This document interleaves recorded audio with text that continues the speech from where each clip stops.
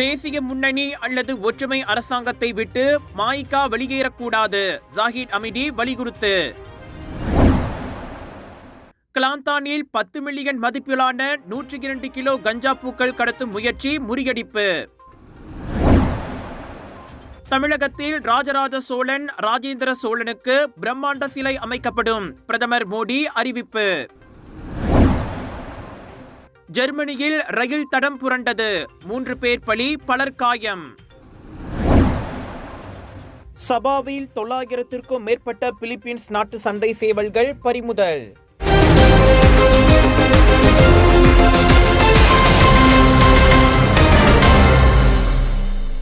ஒற்றுமை அரசாங்கத்தில் பங்களிக்க எந்தவொரு வாய்ப்பும் வழங்கப்படாவிட்டாலும் தேசிய முன்னணியில் நீடிப்பதே மாய்காவின் எதிர்காலத்திற்கு நல்லதாகும்.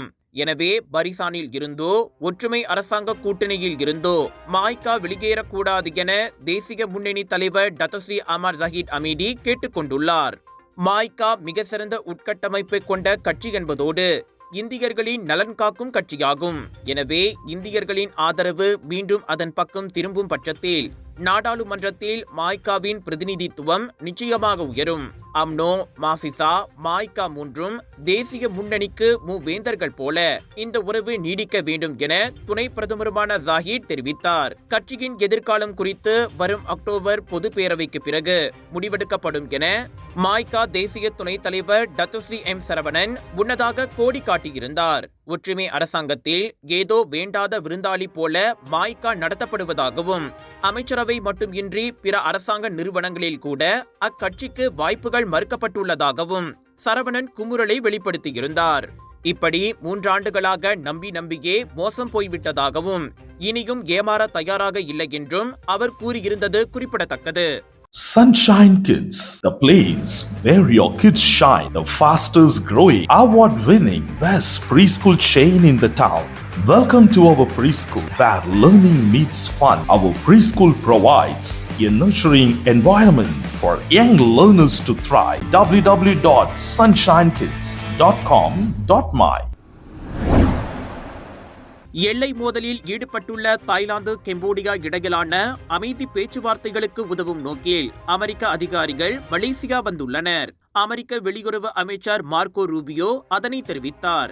ஆசியான் தலைவர் என்ற முறையில் மலேசியா இந்த அமைதி பேச்சுவார்த்தையை முன்னெடுத்துள்ளது. புத்ராஜயாவில் பிரதமர் டத்தோஸ்ரீ அன்வார் இப்ராஹிம் தலைமையில் இன்று 3 மணிக்கு அது தொடங்குகிறது. தாய்லாந்து, கம்போடியா மோதல் கூடிய விரைவில் தீர்க்கப்பட்டு இவ்வட்டாரத்தில் அமைதி மலர வேண்டும் என்பதே அமெரிக்காவின் விருப்பம். அதைத்தான் அதிபர் டொனால்ட் ட்ரம்ப் வலியுறுத்துவதாக ரூபியோ கூறினார். தாய்லாந்து, கம்போடியா சண்டையில் இரு தரப்பிலும் இதுவரை 30க்கும் மேற்பட்டோர் பலியாகியுள்ளனர். தவிர எல்லை பகுதியில் இருந்து 2 லட்சம் பேர் வரை பாதுகாப்பு கருதி வெளியேற்றப்பட்டுள்ளனர்.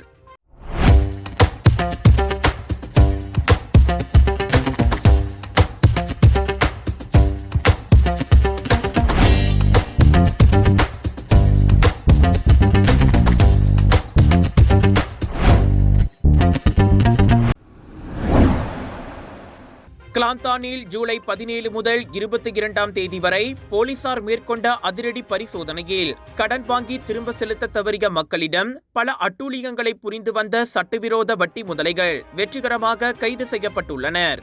இந்த சோதனைகளில் 25 வயது முதல் 39 வயதுக்குட்பட்ட 5 சந்தேக நபர்கள் கைது செய்யப்பட்டுள்ளனர் என்றும் அவர்கள் உரிமம் பெறாத கடன் நடவடிக்கைகளுடன் தொடர்புடைய குற்றவியல் மிரட்டல் மற்றும் நாச வேலைகளில் ஈடுபட்டுள்ளனர் என்று மாநில காவல்துறை தலைவர் டத்தோ முகமது யூசுப் மமாட் கூறியுள்ளார். சந்தேக நபர்கள் பாதிக்கப்பட்டவர்களின் வீடுகளில் சிவப்பு வண்ணப்பூச்சி தெளித்தல், அச்சுறுத்தும் குறிப்புகளை ஒட்டுதல், கற்களால் ஜன்னல்களை உடைத்தல், துன்புறுத்துதல், வீட்டு கதவுகளை பூட்டுதல் மற்றும் மிரட்டுதல் போன்ற குற்றவியல் செயல்களில் ஈடுபட்டுள்ளனர். நடவடிக்கைகளின் போது சிவப்பு வண்ணப்பூச்சு, பேனாக்கள், அச்சுறுத்தல் குறிப்புகள், ஆடைகள், முகமூடிகள், கைபேசிகள் மற்றும் மோட்டார் சைக்கிள்கள் உடன்பட 34 பொருட்களை போலீசார் பறிமுதல் செய்துள்ளனர். கைது செய்யப்பட்ட அனைவரும் 9 குற்றசேத வழக்குகளில் தொடர்புடையவர்கள் என்று ஆரம்ப விசாரணையில் தெரிய வந்துள்ளது. இந்த வழக்கு பணக்கடன் வழங்குனர்கள் சட்டம் மற்றும் தண்டனை சட்டத்தின் கீழ் விசாரிக்கப்பட்டு வருகின்றது. இந்நிலையில் கடன் வாங்குபவர்கள் உரிமம் பெற்ற நிறுவனங்களுடன் மட்டுமே நிதி பரிவர்த்தனைகளை மேற்கொள்ள வேண்டும் என போலீஸ் தரப்பு அறிவுறுத்தியுள்ளது. டாக்டர் அப்பாராவ் சன்னாசையின் த ரப்பர் எஸ்டேட் பாய், பால்வெட்டியின் மகன், பல்கலைக்கழக விரிவுரையாளரான சுயசரிதை. இவரின் மகள் டாக்டர் நிஷாந்தி அப்பாராவ் கைவண்ணத்தில் உருவான டிவினிட்டி இன் டைவர்சிட்டி, 108 இந்து தெய்வங்களின் சுருக்க கதை. தந்தை மகள் படித்திருக்கும் இந்த சிறப்புமிகு நூல்களை உடனே வாங்கி படியுங்கள். சபாவின் பாப்பாரில் மேற்கொள்ளப்பட்ட சோதனையில் 2 வெளிநாட்டினர் உட்பட 3 நபர்களை கைது செய்த போலீசார் 936 பிலிப்பீன் சண்டை சேவல்களை பறிமுதல் செய்தனர். புக்கிட் அமானின் உள்நாட்டு பாதுகாப்பு மற்றும் பொது ஒழுங்குத்துறை இயக்குனர் டத்தோஸ்ரீ அஸ்மி அபு காசிம் இதனை தெரிவித்தார். கோத்தா கினாபாலு கால்நடை சேவைகள் துறையுடன் இணைந்து வெள்ளிக்கிழமை காலை 10:35 மணிக்கு இந்த சோதனை நடத்தப்பட்டது. பறிமுதல் செய்யப்பட்ட கோழிகள் மற்றும் இதர பொருட்களின் மொத்த மதிப்பு 4.7 மில்லியன் ரிங்கெட் ஆகும். பறிமுதல் செய்யப்பட்ட பொருட்களில் 30 இரும்பு கூண்டுகள் மற்றும் கோழிகளின் பயன்பாட்டிற்கான பல்வேறு வகையான வைட்டமின்கள் மற்றும் மருந்துகளும் அடங்கும். கைது செய்யப்பட்ட நபர்களில் 38 முதல் 59 வயதுடைய ஒரு உள்ளூர் நபரும் இந்தோனேசிய மற்றும் பிலிப்பீன்ஸ் நாட்டை சேர்ந்த ஒருவரும் அடங்குவர் என்று அஸ்மி வெளியிட்ட அறிக்கையில் தெரிவித்தார். உரிமம் இல்லாமல் பறவைகளை இறக்குமதி செய்ததாக கூறப்படும் குற்றச்சாட்டின் பேரில் இந்த விவகாரம் குறித்து விசாரணை நடத்தப்பட்டு வருகிறது. Hidup banyak cabaran? Mesti boleh. Cloud9 naik semangatmu. Kelembutan karamel, kacang rangup, coklat enak. Cloud9. Baharu. Cloud9 Crispy Crunch. Cloud9. அண்மையில் KLCCயில் எழுந்த பல்வேறு விவகாரங்களை தீர்க்க கோலாலம்பூர் அதிரடி படையான KL ஸ்ட்ரைக் ஃபோர்ஸ் நேற்று நடத்திய ஒருங்கிணைந்த நடவடிக்கையில் கிட்டத்தட்ட 30 தெரு புகைப்பட கலைஞர்களுக்கு குற்றப்பதிவு எனப்படும் கொம்பவுண்ட் வழங்கப்பட்டது. புகைப்பட கலைஞர்களில் ஒருவர் ஒத்துழைக்க மறுத்ததால் சிறிது பரபரப்பு ஏற்பட்டாலும் அந்த இடத்தில் இருந்த அதிகாரிகளால் நிலைமை நிபுணத்துவ ரீதியாக கட்டுப்படுத்தப்பட்டு எல்லாம் சுமூகமாக நடந்தது. புகைப்படம் எடுத்தல் சேவைகளை வழங்கிய குற்றத்திற்காக குற்றப்பதிவு வழங்கப்பட்டு அபராதம் விதிக்கப்பட்டது. இதுவே முதல் முறை என்று அடையாளம் கூற விரும்பாத தெரு புகைப்பட கலைஞர் ஒருவர் கூறினார். அதிகாரிகளின் அனுமதியின்றி KLCCயை சுற்றியுள்ள பார்வையாளர்களுக்கு பொது இடங்களில் விவேக கைத்தொலைபேசிகளை பயன்படுத்தி புகைப்பட சேவைகளை வழங்கியது குற்றம் என்று புரிந்து கொள்ளப்படுகிறது. தங்களுக்கு வழங்கப்பட்ட குற்றப்பதிவில் 2000 ரிங்கெட் அபராதம் விதிக்கப்பட்டுள்ளது. இது எந்த வகையில் நியாயம் என்பதோடு தினசரி சம்மன் வழங்கப்பட்டால் எப்படி இந்த தொகையை செலுத்துவது என புகைப்பட கலைஞர் ஒருவர் வினவினார். இரவு 9 மணியளவில் தொடங்கிய இந்த நடவடிக்கையில் போலீஸ், மலேசிய குடிநுழைவுத்துறை மற்றும் கோலாலம்பூர் மாநகர் மன்ற அதிகாரிகள் மற்றும் பணியாளர்களால் மேற்கொள்ளப்பட்டது. இந்த நடவடிக்கையின் போது கோலாலம்பூர் குடிநுழைவு இயக்குனர் வான் முகமது சோஃபி வான் யூசுப் உடனிருந்தார்.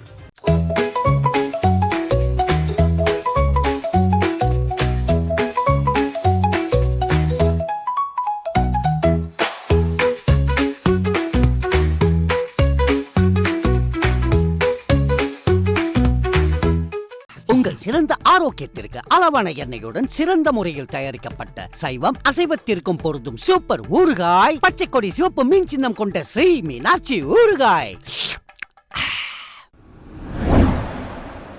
கிளாந்தான் சுங்கத்துறையின் அதிகாரிகள் புதன்கிழமையன்று 2 வெவ்வேறு இடங்களில் மேற்கொள்ளப்பட்ட 10 மில்லியன் ரிங்கெட் மதிப்பிலான 102 கிலோ கஞ்சா பூக்களை கடத்தும் முயற்சியை முறியடித்தனர். வரி தீர்வையற்ற மண்டல நுழைவு பகுதியிலும் பஸ் நிலையத்திலும் அந்த கஞ்சா பூக்கள் பறிமுதல் செய்யப்பட்டதாக கிளாந்தான் சுங்கத்துறையின் இயக்குனர் வான் ஜமால் அப்துல் சலாம் வான்லாங் தெரிவித்தார்.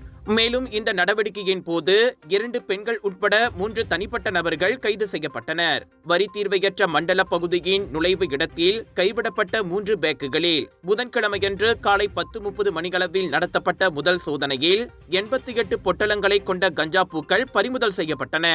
அன்றைய தினம் மோட்டார் சைக்கிளின் பின்னால் ஒரு பேக்குடன் அமர்ந்திருந்த பெண்ணிடம் மேற்கொள்ளப்பட்ட சோதனையில் 32 பொட்டலங்களை கொண்ட கஞ்சா பூக்கள் பறிமுதல் செய்யப்பட்டதாக வான் ஜமால் கூறினார். 1952 ஆண்டின் அபாயகரமான போதைப்பொருள் சட்டத்தின் 39B விதியின் கீழ் இது குறித்து விசாரணை மேற்கொள்ளப்பட்டு வருகிறது. புதிய இடம், புதிய தோற்றம், புதிய அல்டிமேட் டிஸ்கவுண்ட்ஸ், புதிய புதிய artist line up, millions of choices, நம்ப முடிய ஆச்சரியங்கள் நிறைந்த சவுதர்ன் இன்டர்நேஷனல் இந்தியன் எக்ஸ்போ, அனைத்துலக மாசான இந்திய விற்பனை திருவிழா. உங்களுக்காக இதை பிரம்மாண்டமாக வழங்குவது கலர்ஸ் ஆஃப் இந்தியா. 30 ஜூலை தொடக்கம் 3 ஆகஸ்ட் வரை டாப் அண்ட் ஷாப்பிங் சென்டர் ஜோஹர்பார்வில். 10 ஃபெஸ்டிவல்ஸ் ஒரே இடத்தில். Food festival, sari festival, divine festival, wedding festival எல்லாம் உண்டு. Get ready for Shopping Expo in Top and Shopping Center, ஜோஹர்பார்வில். Rajaraja Cholan, Rajendra Cholan ஆகியோருக்கு தமிழகத்தில் பிரம்மாண்ட சிலை அமைக்கப்படும் என இந்திய பிரதமர் நரேந்திர மோடி அறிவித்துள்ளார். இருவருமே பாரதத்தின் அடையாளங்கள். எனவே அந்த உருவ சிலைகள் நமது வரலாற்றின் கொடிமரங்களாக திகழும் என மோடி வருணித்தார். அரியலூரில் கங்கை கொண்ட சோழபுரத்தின் முதலாம் ராஜேந்திர சோழனின் முப்பெரும் விழா நடைபெற்றது. ராஜேந்திர சோழனின் 1005வது பிறந்தநாள் விழா, கங்கை கொண்ட சோழபுரத்தை கட்டத் தொடங்கிய 1000வது ஆண்டு விழா, தென்கிழக்காசிய நாடுகள் மீது படையெடுத்து சென்ற 1000வது ஆண்டு விழா என அந்த முப்பெரும் விழா கொண்டாடப்பட்டது. நேற்று இதன் நிறைவு விழாவில் பங்கேற்று பேசிய போது மோடி அவ்வாறு கூறினார். மாலத்தீவு, இலங்கை மற்றும் தென்கிழக்காசியா வரை விரிவடைந்தது சோழ பேரரசு. பாரதத்தின் பொற்காலங்களில் ஒன்று சோழ சாம்ராஜ்யம். ஜனநாயகத்தின் முன்னோடிகளும் சோழர்களே என மோடி புகழாரம் சூட்டினார். விழாவில் மாமன்னர் ராஜேந்திர சோழனின் முப்பெரும் நினைவு நாணயத்தையும் மோடி வெளியிட்டார். இசைஞானி இளையராஜாவின் கச்சேரியையும் மோடி மெய்மறந்து கண்டு ரசித்தார்.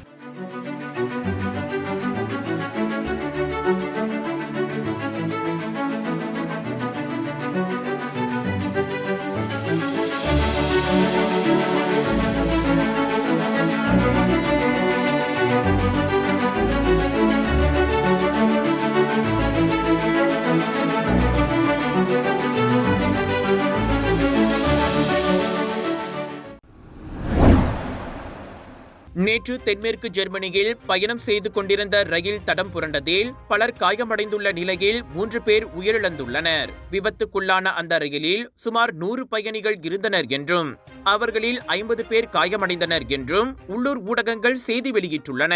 விபத்துக்கான காரணத்தை கண்டறிவதற்கு அதிகாரிகள் தற்போது விசாரணையை மேற்கொண்டு வருகின்றனர் என்றும் சுமார் 40 கிலோமீட்டர் நீளத்திற்கு போக்குவரத்து நிறுத்தப்பட்டுள்ளது என்றும் அறியப்படுகின்றது.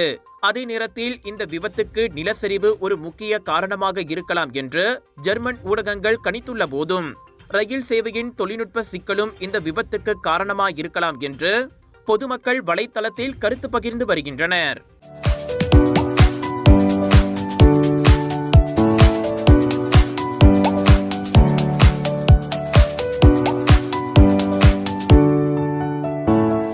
விலையோ மலிவு, செலவோ குறைவு, தரமோ உயர்வு, மனமோ நிறைவு. மக்களின் தேர்வு என்ரிகோஸ் முழு ஆடை சத்துள்ள பால்மாவு.